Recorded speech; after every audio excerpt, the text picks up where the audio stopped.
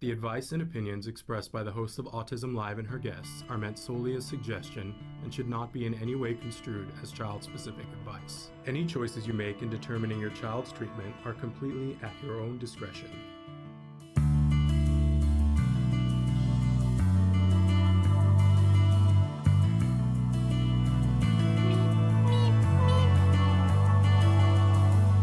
I appreciate you guys for being here. So now we're going to talk about my 10 tips for Halloween success.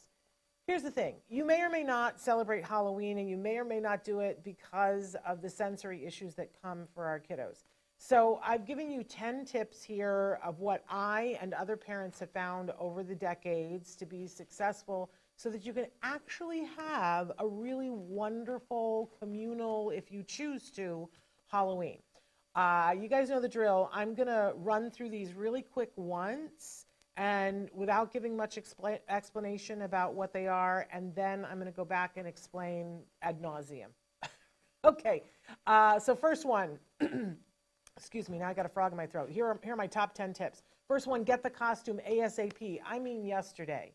Order that costume, get it. I'm going to tell you why when we do the longer one. Number 2, you want to rehearse. Get that costume and you're going to rehearse. You're going to set up stations in your house and play trick or treat.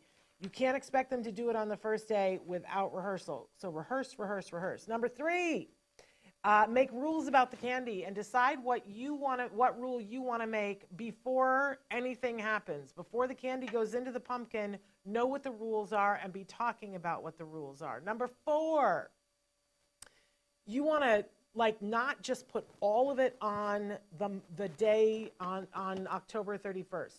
You want to celebrate little small things to get the season in all throughout the month. We're going to give you tips on how to do that in just a second. Number 5, always have an exit plan. By the way, this goes for everything, not just Halloween, but you want to have an exit strategy because if you're going to a Halloween party and it gets too intense, you want to have a get out. This can be life-saving. I'll tell you why in a second. Number 6, make a plan, but be flexible. It's so good to plan, but when the chips fall where they fall, you got to be ready to just do what's in front of you, right?